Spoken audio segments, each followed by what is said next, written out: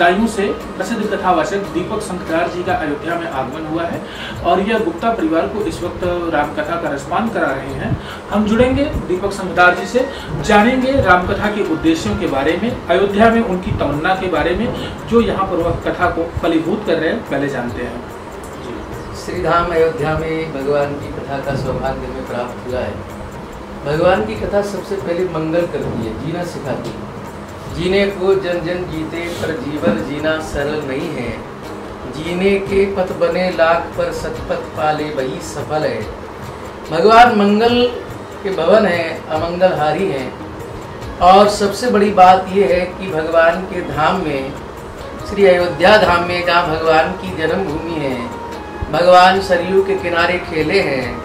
भगवान ने इस माटी में अपना बचपन बिताया है। वहाँ बैठकर हम भगवान की कथाओं को गाएं तो ये हमसे बड़ा सौभाग्यशाली कौन हो सकता है।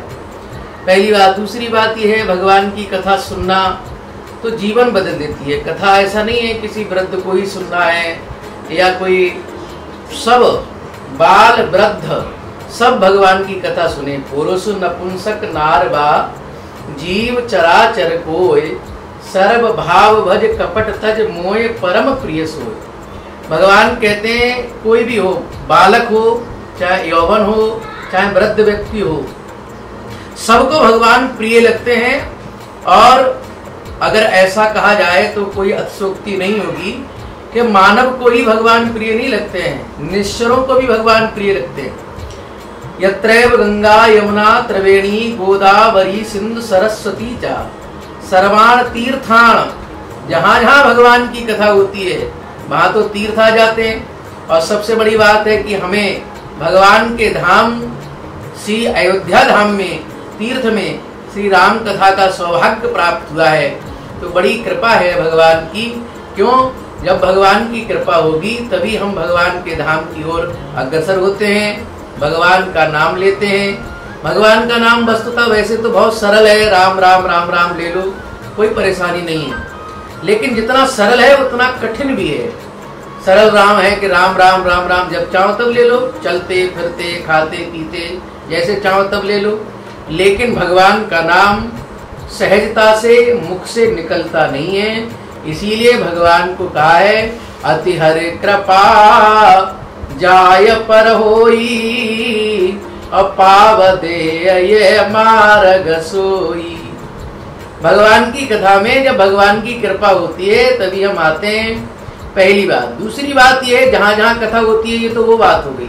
दूसरी बात ये, भगवान के धाम में प्राप्त हो रही है कथा, भगवान की जन्मभूमि में प्राप्त हो रही है, जहाँ भगवान खेले हैं, जहाँ भगवान का जन्म हुआ। यही दिन राम जन्म श्रुत गावे, तीर्थ सकल तहाँ चले आवे।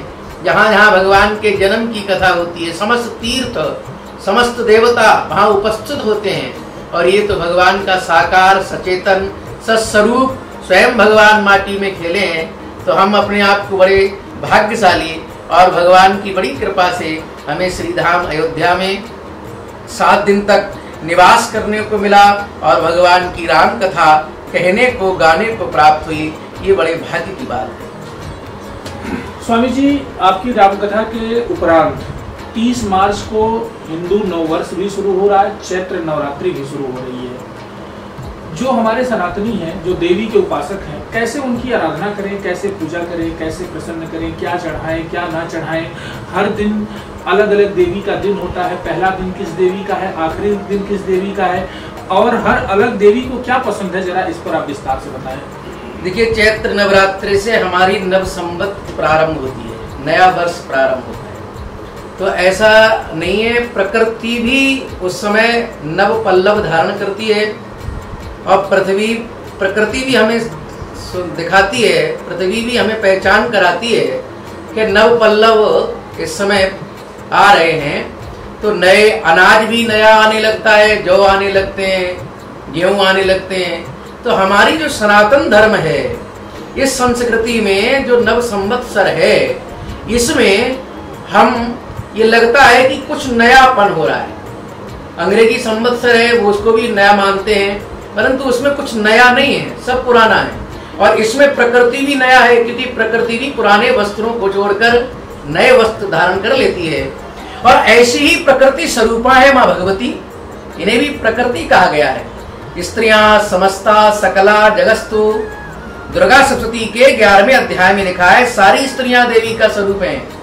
तो ऐसी बात नहीं है, पुरुष भी है, वह भी प्रकृति रहस्य। प्रकृति कहते हैं संसार को, और प्रकृति कहते हैं व्यक्ति के नेचर को भी, आपकी क्या प्रकृति है। तो महाराज ये प्रकृति अब आ रही है नव पल्लव में, और नव पल्लव में हम नवरात्रि मनाते हैं।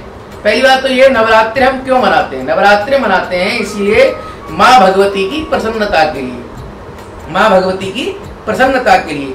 चैत्र नवरात्र में प्रथम शैलपुत्री, द्वितीय ब्रह्मचारिणी, तृतीय चंद घटे गंडे, कूष्मांड चतुर्थकम, पंचम स्कंद माता, षष्टम कायत्यानी चा, सप्तम कालरात्रि, महागौरी चाष्टम, नवम सिद्धदात्री।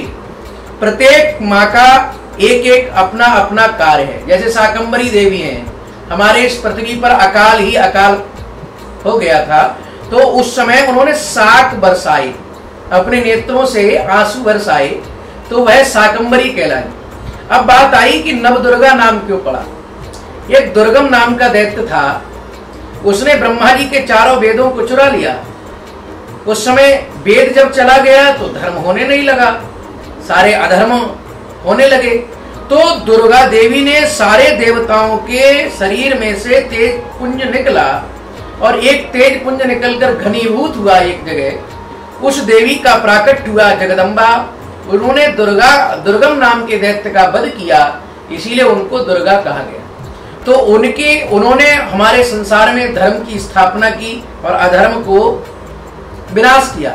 उनकी उपासना के लिए हम नवरात्रि मनाते हैं। फिर हमें स्वयं शक्ति प्राप्त हो, क्योंकि दुर्गा की उपासना करने से हमें स्वयं शक्ति प्राप्त होती है।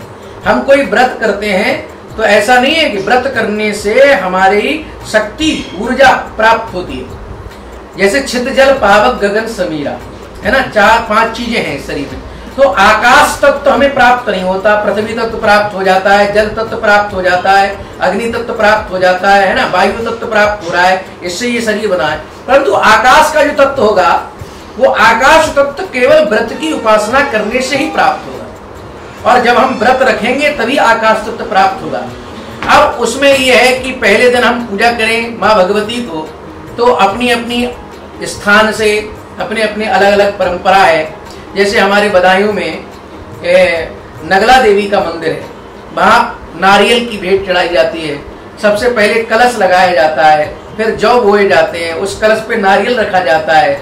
नारियल गणेश जी का प्रतीक है, विघ्न उसमें ना आए, क्योंकि भगवान शंकर ने गणेश जी का जो सर काट दिया था और हाथी का सर उतार कर जब भगवान गणेश जी पर लगाया, तो माता पार्वती विचार करने लगी, भगवान आपने मेरे पुत्र को तो जीवित कर दिया, परंतु जो मेरा सर बना हुआ है, जो मेरा परिणत है, जिसका मैंने प्रादुर्भाव किया है, वो तो आपने ऐसा ही पड़ा रहने दिया।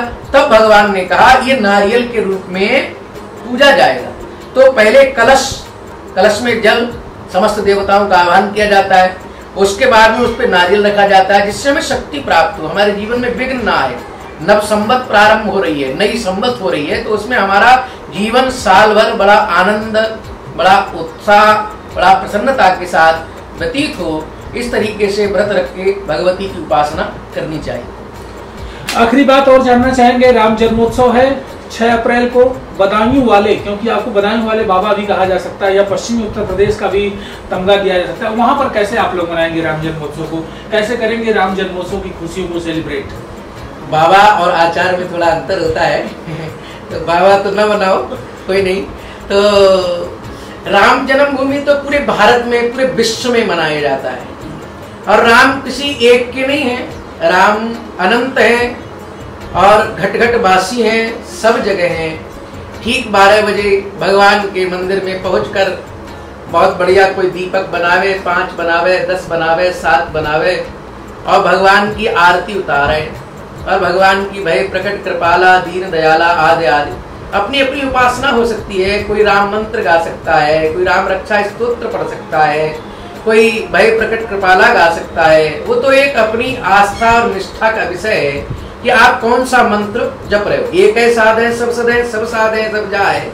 हमें भगवान की उपासना करनी है और घट घट में राम जी वास करते हैं, तो राम का स्मरण करके ठीक 12 बजे भगवान की आरती उतारें और भगवान का जन्मोत्सव मनावें, जिससे हमारे जीवन में किसी भी प्रकार का विघ्न ना आए और हम हतोत्साहित ना हो, मन में उत्साह संपन्न रहते हुए अपने जीवन में पूरी साल भर हमारा व्यतीत हो। इसी तरीके से रामनवमी को मनावें। राम सबके हैं, हमारे भी हैं, पूरे विश्व के हैं, घट घट के हैं, बालक के भी हैं, वृद्ध के भी हैं, यौवन के हैं। राम राम है। राम एक ऐसे देवता हैं, बड़े सरल स्वभाव के हैं। राम कहने से आराम मिल जाता है। मुख में हो राम नाम, राम सेवा हाथ में, तू अकेला नाही प्यारे, राम तेरे साथ। मेरे साथ जुड़े हुए थे दीपक संखदार जी, जिन्होंने अपनी बातों को बड़े ही बेबाकी के साथ हमारे साथ रखा। मैं देवेश पांडे, अयोध्या।